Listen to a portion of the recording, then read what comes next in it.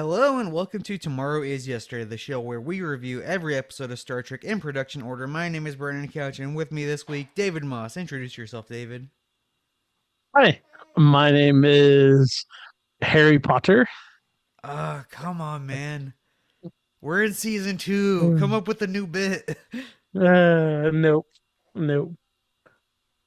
I like how I just looked at my shelf behind me and was like, Harry Potter.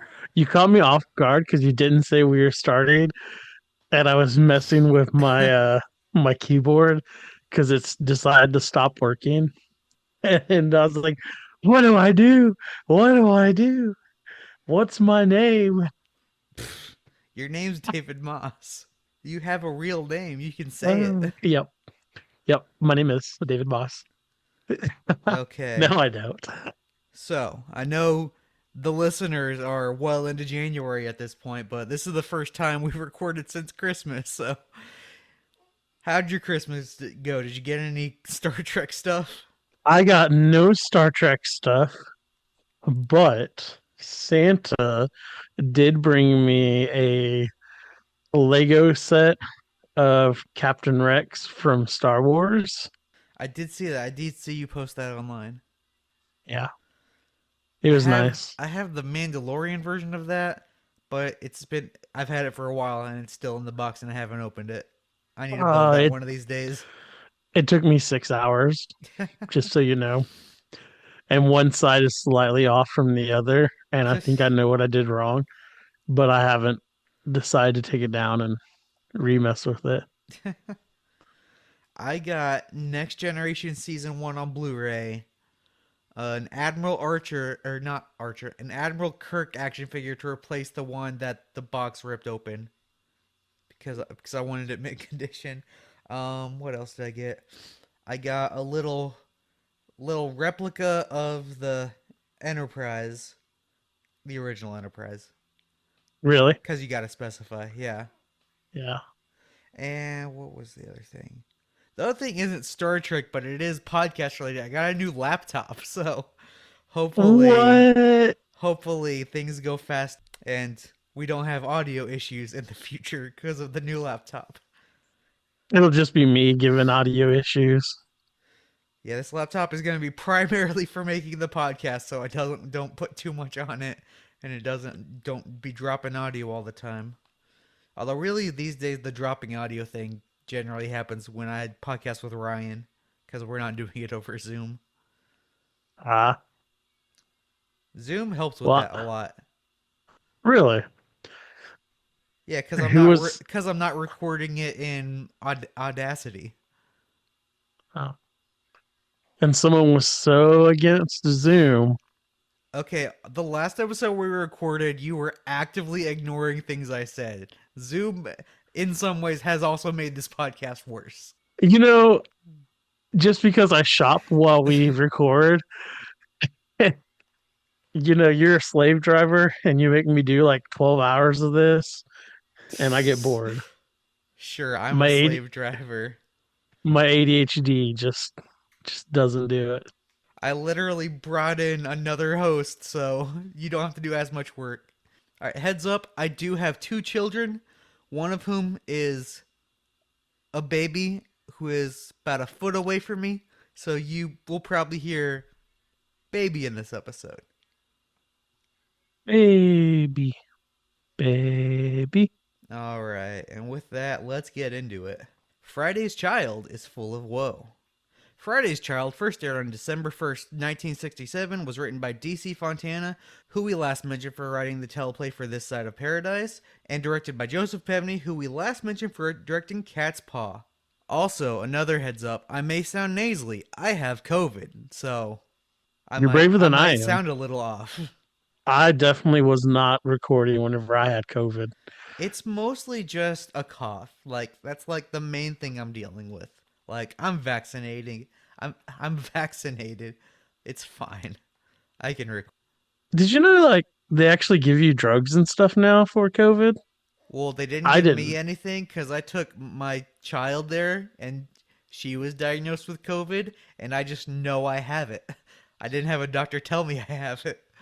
Like I didn't know they did that. So like I Tested positive in an at home deal, and then went home and slowly died for 2 weeks, and then I got better, and then one of my friends got it, and they're like, yeah, they gave me like 12 different medicines, and I'm like, they give you stuff now? Well, yeah, David, it's been 4 years. We know more about how to treat it now. Well, it's been 4 years today since the first time I had it.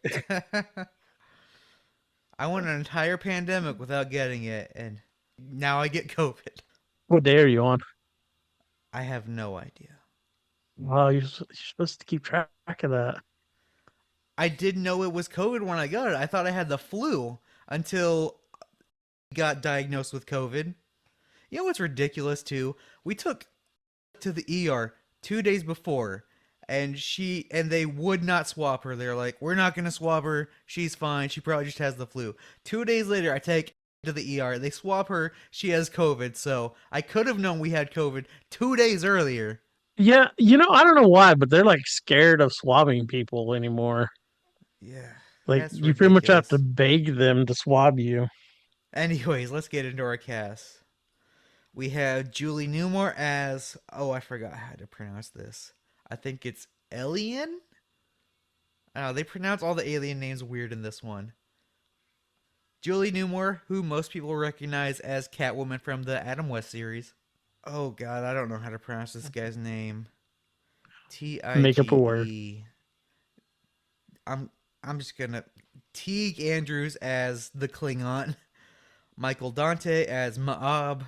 James Doohan as Lieutenant Commander Scott, who we last saw in Metamorphosis. George Takei as Lieutenant Sulu, who we also last saw in Metamorphosis. Nichelle Nichols as Lieutenant Uhura, who we also last saw in Metamorphosis. Cal Boulder as Keel. Ben Gage as Akar. Walter Koenig as Chekhov, who we also last saw in Metamorphosis. Kirk Ramon, I don't know, as Dur, and Robert Browver as Lieutenant Grant, who we last saw in Operation Annihilate as one of the Denovans. And that's our cast. All right, David, I'm going to let you lead this episode because I have two kids on right here. So, Right. Well, all right. Let me stretch here. Ah, we start the scene in the briefing room. McCoy, they're quite large. You know it's going to be a fun episode when they start the episode like that. 7 feet tall is not unusual. They're extremely fast and strong, Lieutenant. And they show like these crazy tall dudes just throwing these weird ninja stars at people and things. And then continually, make no mistake, they okay, can be David, I'm going to highly. stop you right there. Do not read every line of this episode word for word. Oh, I'm Paramount going will to. come after our for that. Yeah, that's fine. They have so many things to worry about right now. Anyway, so the Ninja Star deals, they're called Kleget, Klegat. Capellans. No, the weapon. Oh, I don't remember It's what called those a were called. Klygat. It looked really weird to me and really cool.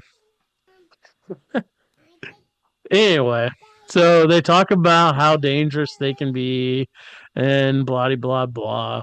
And Picard's not Picard, sorry. Wrong captain. Ah, Kirk, his name is Kirk. yes. Sorry, it's been a long day. Okay, anyway. So back to the story. So the bridge calls the captain, and it's the helm, and Sulu's like, and the captain asks Sulu, "How far are we from the planet?" And he's like, "Actually, we're orbiting the planet." And then Scotty asks McCoy, he's like, "How long were you there?" And McCoy's like, "Only a few months, just to give medical aid in a hospital." And then Kirk is just like, "Okay, what's going on?" Because he comes back into the room. and then McCoy's Wait, did what? Kirk leave the room? I don't think Kirk left the room. I don't know. Kirk just randomly says what's going on or analysis. You know how Kirk does. He's kind of like me and spaces out a little bit and then comes back. I It's don't know like about that. dude, you're still in the same room. What are you doing? Uh, but anyway, so Spock says normally they would take in quite a bit of security, but McCoy's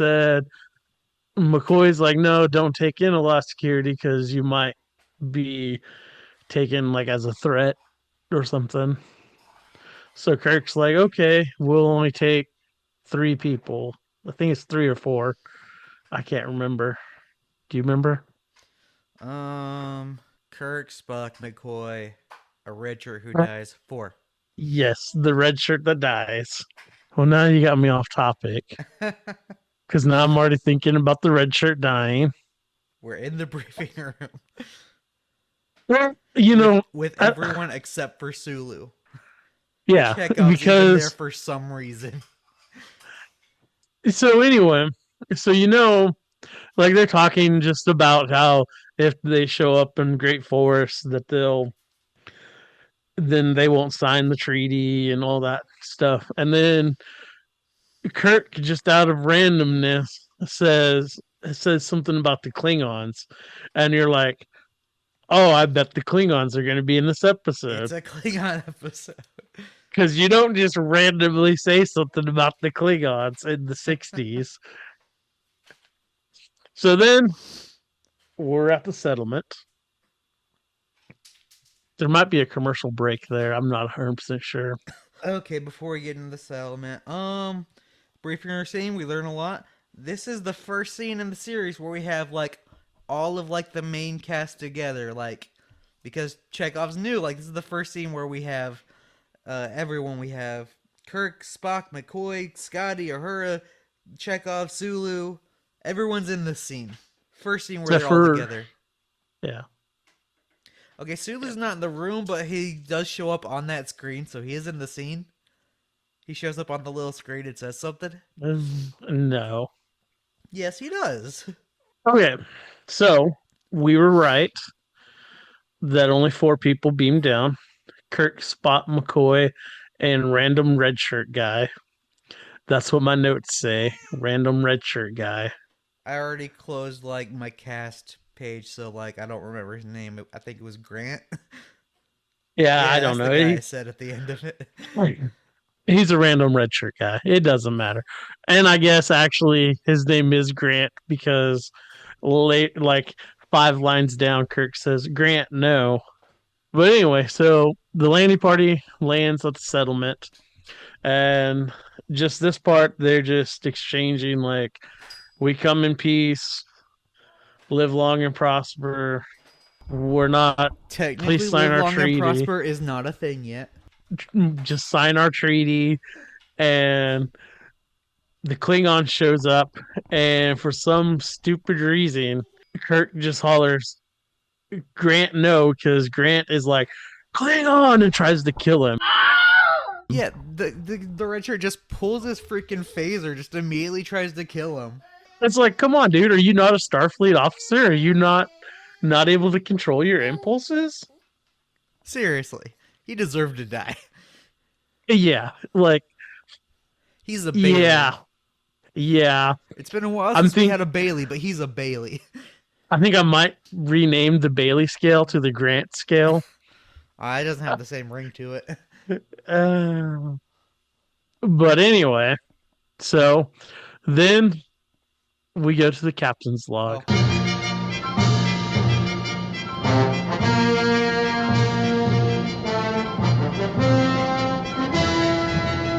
Captain's log, stardate 3497.2, planet Capella 4. The rare mineral topoline, vital to the life support systems of planetoid colonies, has been discovered in abundance here. Our mission, obtain a mining agreement. But we have discovered a Klingon agent has preceded us to the planet, discovery which has cost the life of one of my crewmen. I'm gonna stop it right there and say that your crewman cost his life, not the Klingon. Yeah, I have to agree with you there, David. Yeah. All right, let me read this here notes that Couch made me. It's just the script. He's just reading the script. Shh. So anyway, now after the captain's log, the Klingon is asking Kirk. He's like, "Is it your policy to kill all Klingons?" And Kirk's like, "No, that stupid red shirt guy was just stupid and young." And the tall dude was like, "Why are you here?" And they're like, "Oh, we're just here for the minerals." And he's like, "Oh, the Klingons are here too." And then he's like, "Let me call my ship and tell them that we're okay and that the one guy died." And they're like, the Klingon starts freaking out. He's like, "He's gonna call a raid on your village.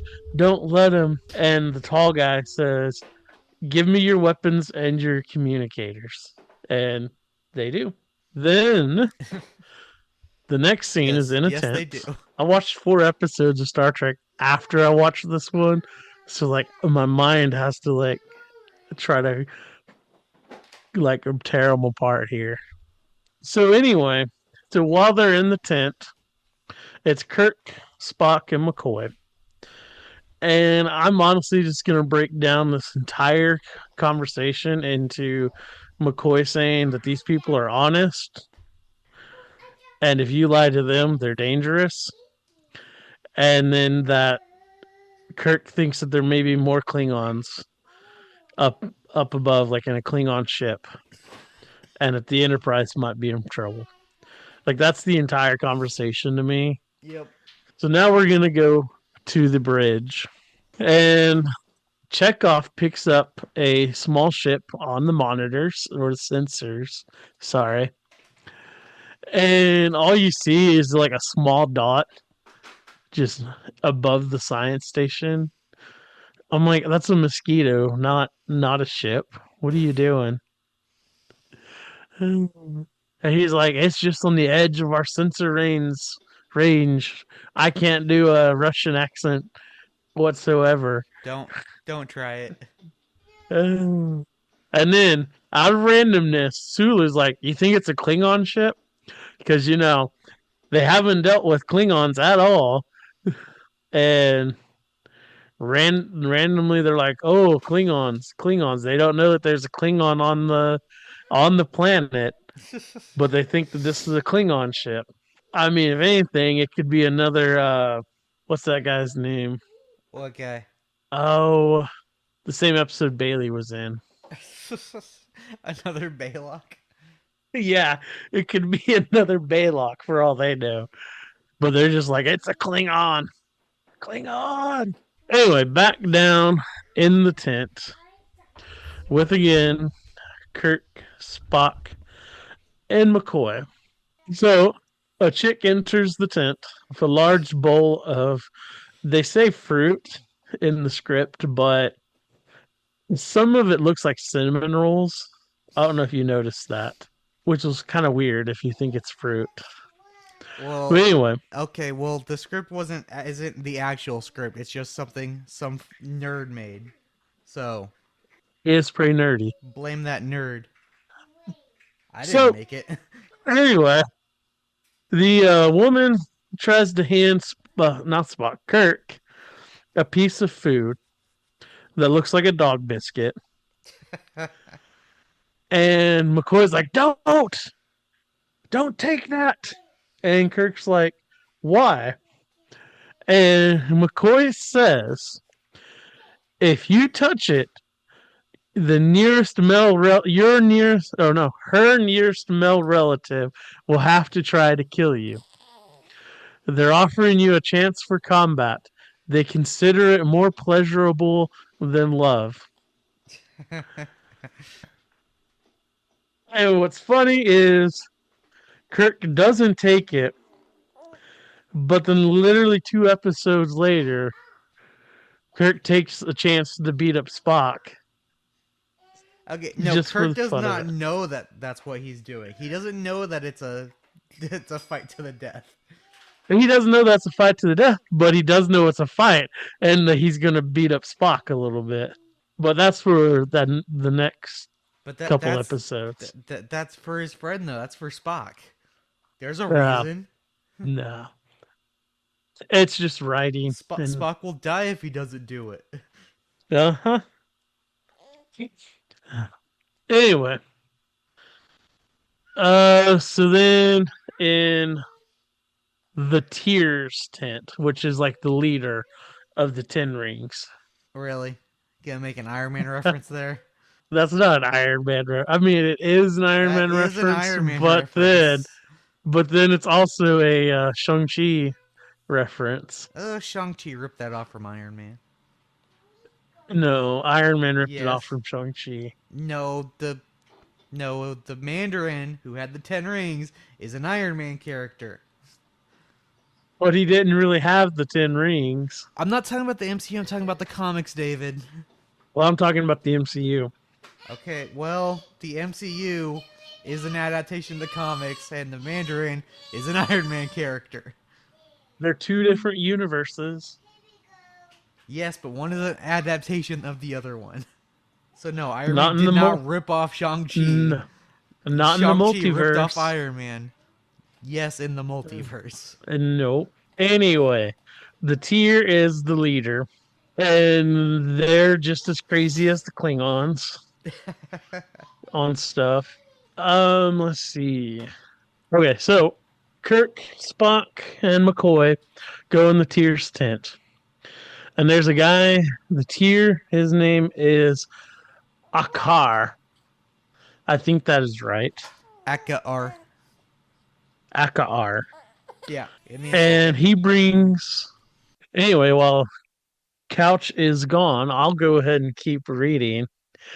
Akar brings in a young woman named Eileen, and he says, a young wife to give an old man a son to rule these tribes. And Kirk is like, hey, I'm Captain Kirk. I protest the killing of my crewman, which again, I think he didn't really kill him. I mean, he did kill him, but at the same time, the crewman had it coming because the crewman was being stupid. And then Akar, he's like, this is where he's kind of Klingon-y because they're like, he's your man. He had the privilege to die for you.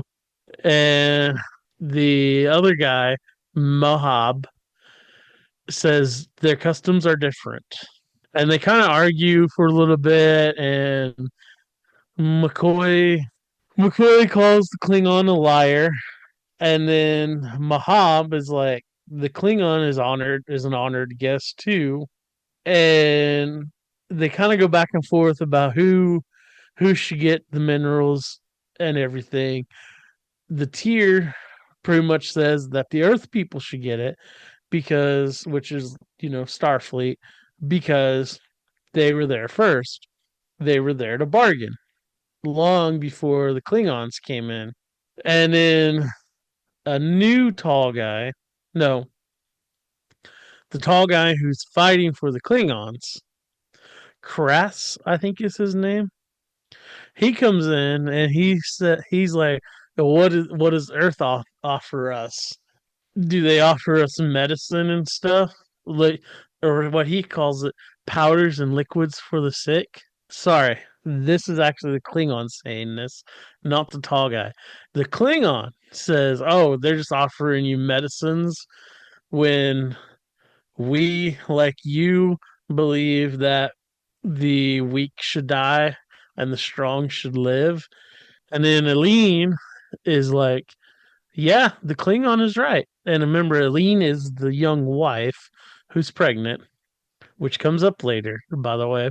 And then Kirk says the number one thing the Klingons don't offer is the 10 circles or the 10 rings can still have their laws and be part of the Federation. Whereas the Klingons are going to just take over the planet and you're going to have to do what they say. And then Mahab, he's like, just let the Klingons and the Earthlings fight it out and give us some entertainment. And then they everybody pretty much leaves. Well, Mahab, Crass, and an orange guy leaves. And then Kirk's like, we need our communicators. And they don't get their communicators. And then everybody leaves. And it goes back to the bridge. Here is Brandon. Where are we at? We're back on the bridge. Okay, This is what where happens on the bridge? I haven't gotten to that part yet. Okay.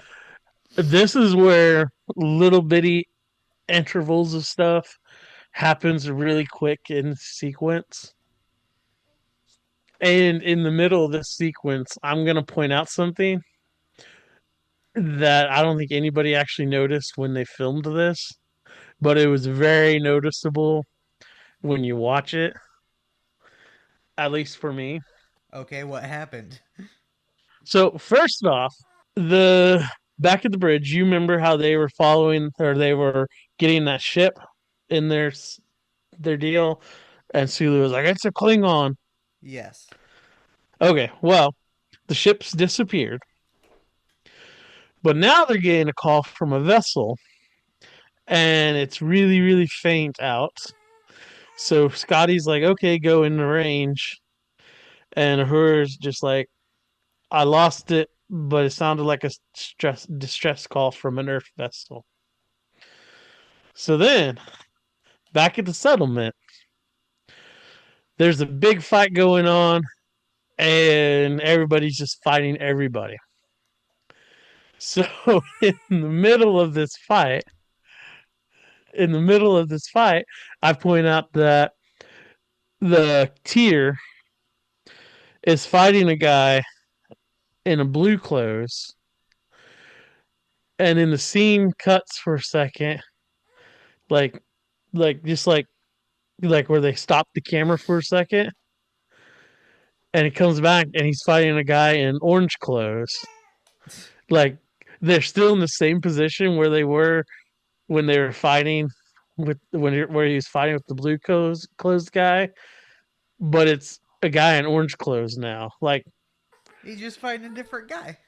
no, like this is like supposed to be the same guy. Like you could tell it's supposed to be the same guy, and it is not the same guy. So anyway, the while the fighting's going on, Kirk, Spock, McCoy, and the Klingon all go in there into the Tier's tent to try to find their weapons or their communicators. I think the Klingon's trying to find his weapons. The others are trying to find their communicators. So anyway, well then Kirk attacks, grabs Kirk and I think it's Spock, grabs the Klingon and holds him down, and he's like, "Tell me the type of vessel and location." And the Klingon says that it's a small scouting ship, and they need the mineral too, and that he was sent to negotiate. And then Mehab comes in, and he's like, "Release him." And then he tells him that the tier is dead, and that he is now the tier. And then Kirk is pretty much trying to butter him up, and the Klingons like, "Kill him, or let me kill him." And then Kirk's like, "I'll fight the Klingon. Just let me and the Klingon fight." And um, then Mahab's like, I saw the fear in the Klingon's eyes, so now I'm not fully on the Klingon side anymore. And the Klingon's like, "But we had an agreement." And Mahab's like, "Well, that too can change, you filthy Klingon." And then we're back at the bridge. And they're getting a distress call from the SS Deirdre, Deirdre, Deirdre, and but it's a freighter. Deirdre. Deirdre, thank you. Anyway, but it's a freighter, and it says they're under attack, and it's a Klingon vessel attacking them. And Sulu's like, I'm I'm trying to place the the coordinates and everything now. And Scotty's like, try to get a hold of the captain. The captain's not answering. So we're back at the Tier's tent. They've brought in Elaine. You remember the young pregnant wife, who, by the way, was pregnant with the original Tier's son. And they go on and they're like, Elaine's like, I must die. And Mahab is like, I will kill her. And Kirk screams, no.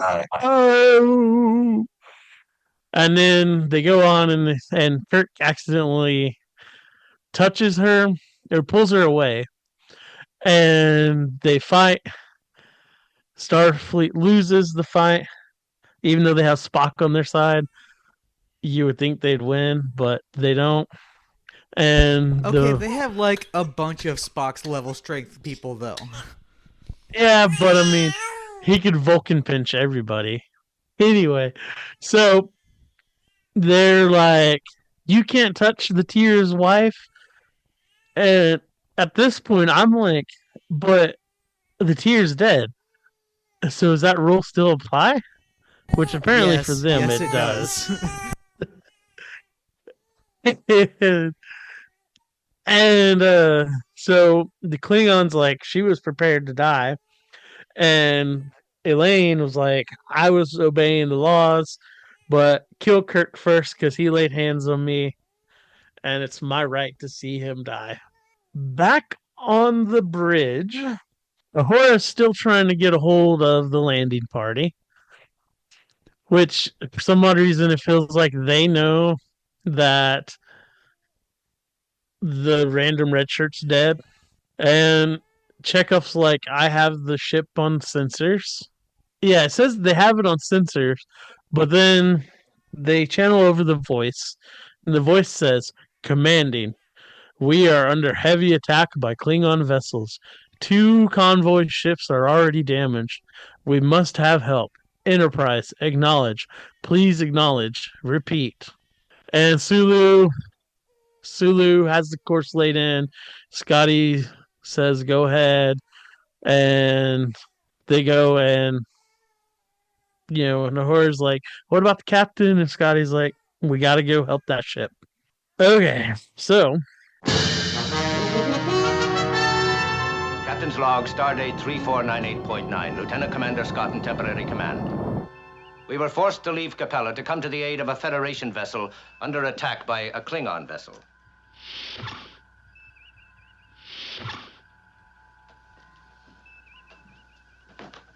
We were unable to contact our landing party before we were forced to answer the distress signal. Our inability to reach the landing party is strange, and I am concerned. Pretty much, this is, we go back to the bridge, and Scotty is just rehashing what all's happened, that they had to leave Pella to go to aid the Federation vessel under attack. Back in the tent, with like the prison tent, Elaine is with the 3 guys. So just so you know, it's Kirk, Spock, and McCoy. Good old Spurt. And and Elaine. And Spock is saying, hey, we haven't checked in quite a while. The ship's probably worried about us. Scotty's probably worried. And Kirk's like, they haven't checked in with us not checking in, so they're probably busy. And so then the woman is hurt.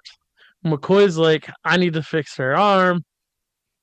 The lady's like, do not touch me. And so the guards get distracted by McCoy and Elaine fighting over whether or not McCoy can touch her or not. And Kirk and Spock overpower them while McCoy keeps her quiet. with his hand over her mouth. And then Kirk takes a knife to her throat, which is kind of dicey in itself. And he's like, "You said you're prepared to die. Are you? Do you prefer to die?" I want to live, And Captain Spirk. yes. And then she says, "To live is always desirable." And then he's like, "All right, let's go. Let me read this for a sec." All right, so now we're at the settlement. This is where Mayhab or Captain Ahab, whichever one you want to call it, and the Klingon, Crass, are talking. And the Klingon really wants his weapons back. And Mayhab is like, we Ma'ab. have Mayhab. Ma'ab. Yeah, whatever. We have them. They're all taken care of. And your weapons will be returned once we're done negotiating. So then we're back at the bridge. And oh boy, they're approaching the last reported position. And there's nothing there. Not a single bit of debris, nothing. And Scott's like, do a standard search pattern. And you can tell Scotty's already like, this is a trick. They've drawn us away, but we got to search just in case. And they're talking about how a freighter can only go at warp 2, so they couldn't have gone away. And then we get a captain's log. It's a And this Klingon note, vessel. yes. Captain's log, stardate 3499.1. Before leaving the Capellan encampment, we managed to retrieve our communicators. Our phasers were not to be found. We have fled into the hills, yet we know the Capellans will eventually find us, by scent alone if necessary. And we have learned one thing more. The girl, L.E.N., hates the unborn child she is carrying. Okay, so they're on a hillside, and it is, of course, a place with plenty of rocks and cliff faces. Kirk tells Bones to stay with her. Spock and Kirk go off. They're going to try to defend the area and look at what else they can do. So now McCoy is trying to take care of the woman, but she doesn't want to be touched. And he's trying to examine her. But then, like, he starts to me, kind of like really weirdly touch her. And she's like, "Do not touch me." And she slaps his face. And he says, "I'll touch you." And she slaps his face again. And then he slaps her, which is crazy. And then she's like, "You have a strange hand, very soft." Because, McCoy's known for his soft hands. Couch is laughing on the inside. He just can't hear me or talk right now. So now we're back to Spock and Kirk. And they're talking about the walls, how they're pretty high and narrow, but there is a way out. And Kirk's like, "Let's block off this entrance." And Spock's like, "There's not enough loose rocks." And Kirk randomly is like, "Let's do a sonic disturbance with our two communicators." And Spock's like, "It might work, but probably not." And Kirk's like, "Well, maybe we shouldn't try then." And then Spock's like, "Yeah, we could try if we wanted to. It won't harm anything. The sound beams should produce a sympathetic vibration on the weak area of that slide," says Spock. So anyway, it does work. And the rocks fall on some Capellans. Kress, the Klingon, hides so he doesn't get hit. But he takes one of the Federation phasers from the wounded Capellan and then kills him with his own knife. And then the Tier lives. So then the rest of them move on past the blockage with Chris. So back to Kirk and McCoy and Elaine. And Kirk says, "Are you worried about the delivery?" And McCoy's like, "Well, they aren't humans. They're humanoid. So there is a difference. And I don't have any medical equipment." And Kirk's like, "Well, if you don't think you can do it, I'll do it." And McCoy's like, "I don't trust your ham-handed ship's captains." Or what he says, "The last thing I want around is a ham-handed ship's captain." So they, after this, they continue climbing up the canyon. It is steep, and Eileen is struggling. Kirk goes to help, and Eileen. This is stupid. This part was so stupid. I did not want to watch this part. I was watching it. I'm like, come on, you. She's walking up the hill sideways, and McCoy's like, "Come on, come on, come on." And she's like, "No." And Kirk and Spock are like trying to help her. She's like, "Don't touch me, don't touch me. Only McCoy, only McCoy." And McCoy's like, "I'm a doctor, not an escalator." But And would but McCoy what? make a good escalator? No, because Okay. then she finally learned how to climb, how to walk, because she decided to actually start walking straight instead of walking sideways.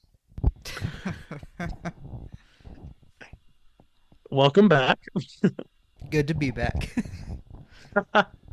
Well, good. This will give me a chance to read this next part. So she's still pregnant? Yes, Okay. yes, they're fixing to move to the cave. Okay. So disappear. Okay, so pretty much we're back at the ship on the bridge, and there's a little bit of back and forth here between all four of them on the bridge there. But in essence of it, the ships just don't disappear. Scotty knows it's a trap. It's a trap. Yep. Admiral Akbar there. So Scotty's like, "Yeah, let's go ahead."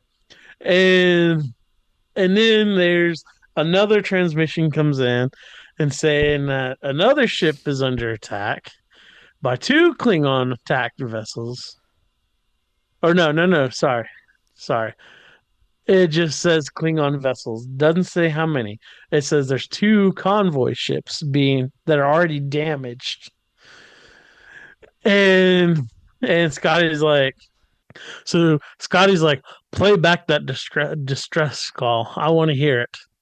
So they go back, and Scotty said, makes them re-listen it, and Scotty says, "Hey, did you hear that? They called us by name. How would they know that we're the one out here?" Dun dun dun. And I did notice that the first time around that they didn't just send out a distress call, they called the Enterprise. I noticed it, but then I was also like, this could be sloppy writing here because there's a lot of that going around. So Scotty and Sulu and everybody was like, "It's a trap. Let's go back to the planet." But then Uhura's like, "Oh, it could have been an authentic stress call." So Scotty's like, "Let's do some search patterns." He didn't really want to, but he went ahead and did it. So now we're back at the cave. Touch nothing but the lamp. Aladdin reference. Yeah. So anyway, in the cave, it's pretty. This part's pretty easy, you know. Kirk starts a fire with some medicine. The Spock just not Spock. Kirk Bones just randomly has in his shirt. I'm Hey, guessing. you I know don't know. Bones is always packing some drugs. Yeah, and like I feel like that's a sloppy way of getting them out of stuff. Anyway, so he lights a fire, and then Eileen is like, "Oh, the pain's here. The pain's here. The pain hurts." And Kirk is like, "I'm out of here. Goodbye. I'm into getting women pregnant, not here for the Hey, pregnancies." hey, hey. That's not fair. We don't even know about David yet. I know all about me. David Marcus, not you. You know what I meant. Well, anyway, so Kirk did ask, "How did you get her? How did you allow her to touch? How did you make her? How? Let me say this right. How did you convince her to let you touch her?" And he said, "Did you give her a happy pill?" He said, "No, I gave her a right cross." And Kirk's like, "I've never seen that in a medical book." And McCoy says, "It's in mine from now on." And then they go back to the pain, the cave entrance. This is where Kirk and Spock are just talking about that there's plants, not like there's plants all around them everywhere. And but there may be some water. And Kirk's like, "Yes, but we need weapons too." So then back in the cave, Eileen is saying, "No, McCoy, easy, easy." No, she's like, the pain." Hey, as someone who And has somewhat recently had a child, that pain's real, man. I never said it was. It wasn't. I I still can make fun of it. Okay. Let the record show I am not making fun of the pain of pregnancy. Well, anyway, so she's like, "Oh, I don't want this child. It belongs to my husband." And McCoy's like, "So he's getting all the credit for it, and and you're not." Typical. And she's like, "Well, that's how it is." And he says, All right. Say to yourself, the child is mine.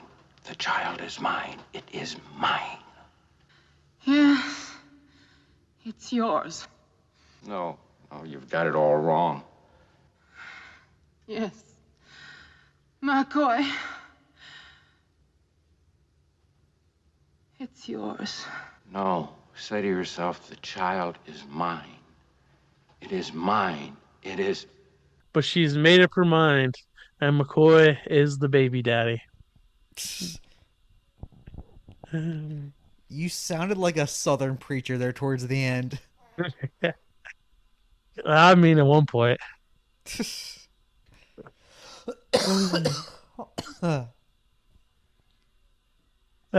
So then we go back to Kirk and Spock up at the entrance, and Kirk is still trying to get a hold of the Enterprise, and so they make some bows, and They then you didn't. hear a They baby crying. Oh, they did have an interesting line about the bows. How bow and arrow has never been developed on this planet, so it should be as surprising as gunpowder was on Earth. I thought that line was interesting. Really? Oh yeah, that's next. Thanks for jumping ahead. Okay, you know how many times you've done that to me over the year? I'm messing with you. Okay. Uh, All right, keep going. so anyway, the baby's born, and then the doctor's showing and Spock can't hold a baby correctly, which is stupid. And McCoy's like, Here, like this. And Spock is like, I'd rather not. Thank you. Rather not hold the child, which I kind of get that because I'd rather not hold children. And then Elaine says, bring our child back over here, McCoy. And Kirk's like, our child? What is she talking about? You're a father now? And McCoy's just like, I'll explain later. So back at the bridge, the search pattern has produced nothing. So now Scotty's like, turn back around. We're going to get them. Going to the planet. We're hitting warp 6, which I didn't even know the Enterprise could do warp 6. I thought it was like max speed of like warp 5. And then they get another distress call from the USS Carolina. And Ahora's like, Carolina is registered in this section. And Scotty's like, ignore it, ignore it. He said, log it as my order, my responsibility. She said, I asked her.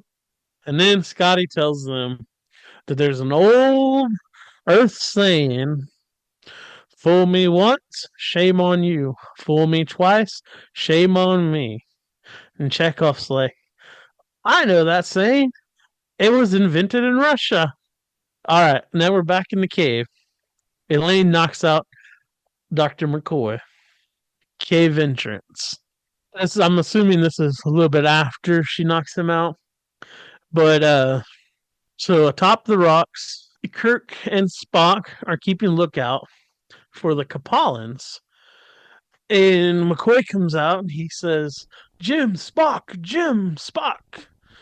And he tells them that Elaine hit him over the head and left. And the child is still in the cave. And then he makes a joke about he'll forget psychiatric or psychiatry and stick with surgery. And then Spock says Good. she'll head Bones would straight make to a the bad Warriors. psychiatrist. Oh, you're listening. I just came back. I'm trying to Oh. calm my baby down. No, you're good. I don't care. And then McCoy's like, I'll go with you. Kirk says, Bones, you took a medical oath long before you signed aboard my ship.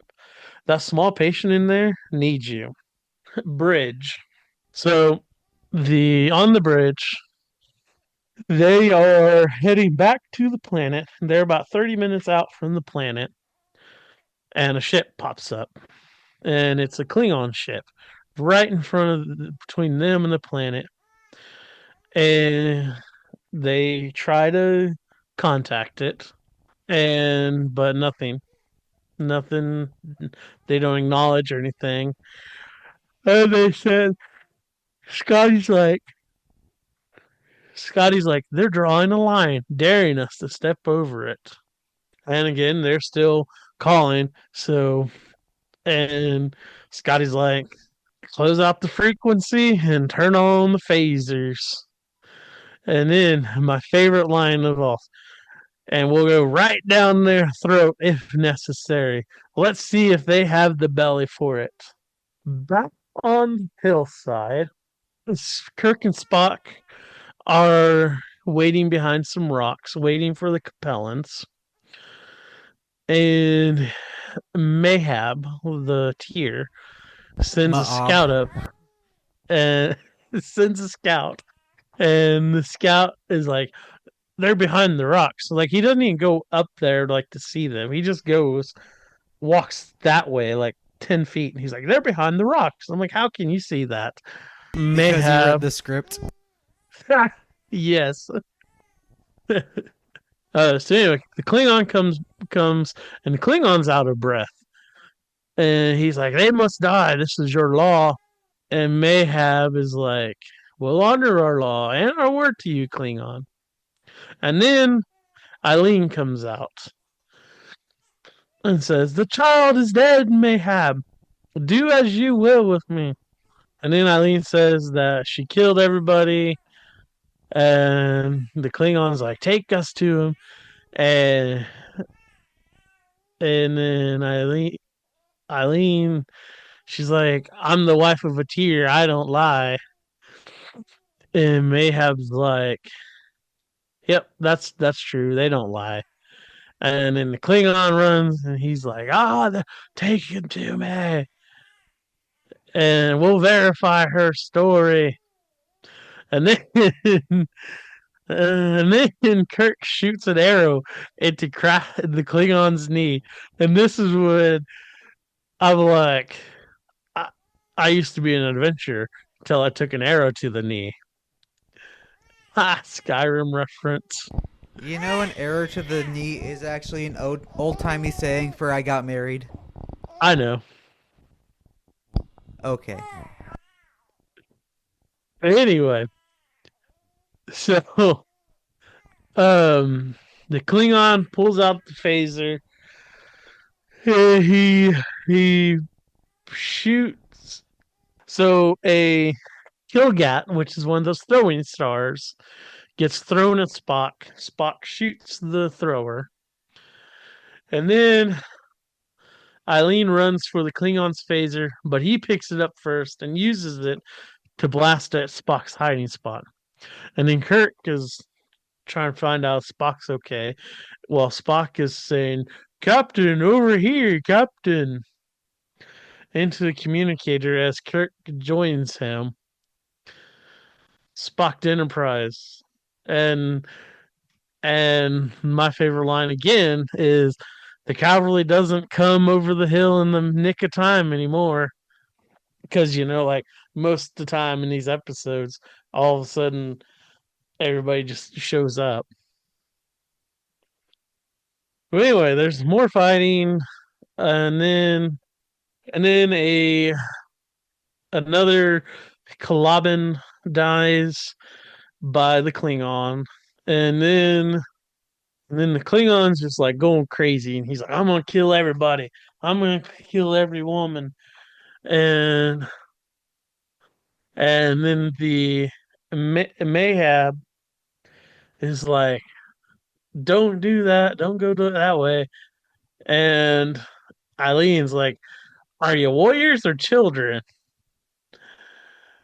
And Mayhab, drawing his knife, "As Tear of the 10 Tribes, I give you back your life. Mine is now forfeit. Keel stands ready." And then he just stupidly just walks out, arms out to his side, like he's seen the second coming, and he's just a hallelujah and all the way out there for the Klingon to shoot him. And then the Klingon shoots him. A guy throws the star at him, kills the Klingon, and then Scotty and a bunch of red shirts show up. And I was like, look, a bunch of red shirts are about to die, but they don't. They save the day after everybody else already saved the day. And then the baby starts crying. The woman is trying to hold him, and McCoy is like, "No, that's not how you hold the baby." And he shows her how to hold the baby. On it, he's like, "Oochie woochie coochie coo," and Spock's like, "What is that?" And Kirk's like, "Just look it up in the computer." And then we're back on the bridge. Kirk is contacting Starfleet, tell them all about that everything is signed and all that fun stuff. And that the child is in charge, but his mom is in charge until the child can be in charge. And that the child's name is Leonard James Akar. Akar. Yeah, Akavari. And Spock says, The child was named Leonard James Akar. Has a kind of a ring to it, don't you think, James? Yes, I think it's a name destined to go down in galactic history, Leonard. What do you think, Spock? I think you're both going to be insufferably pleased with yourselves for at least a month. Sir.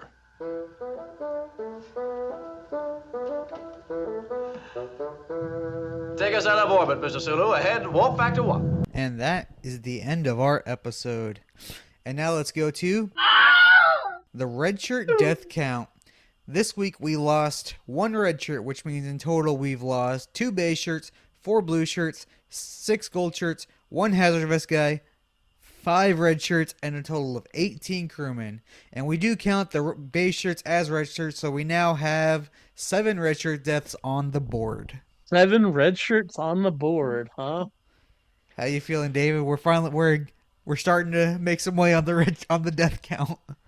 Yeah, but that's still not that many when you think about. Red shirts making a comeback, man. Yeah, but when you think about how many shirts, like how many episodes we've actually done, that's not that many. I feel like we'll get a lot more once we get farther into it. I mean, I thought we were gonna kill off like 10 this episode when Scotty and the whole security team showed up. All right. Final thoughts? You know, it was an okay episode. It wasn't DC Fontaine's best episode. Fontana. Yeah, whatever. You put some respect on her name. It wasn't her worst episode. It wasn't great. It was all right. It wasn't great.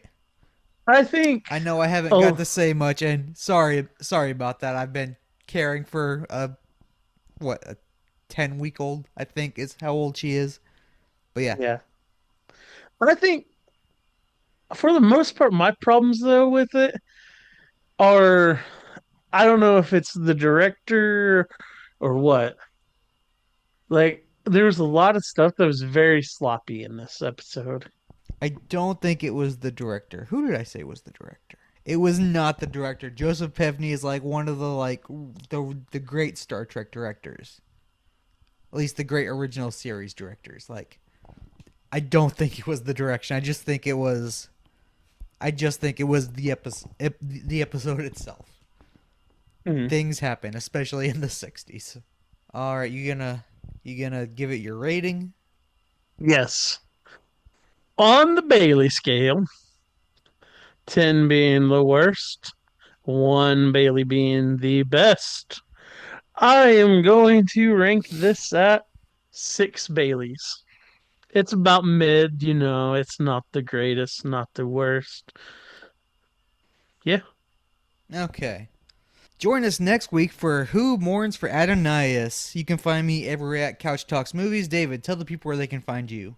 You can find me almost everywhere at the_actual_David_Moss. And you can find the show at patreon.com/tomorrow is yesterday. And you can find our merch at the Couch Podcast Network store. Links are in the description. And until next time, Live long. Oh, actually, I think this should be yours. live long, and it's pronounced Ma'ab.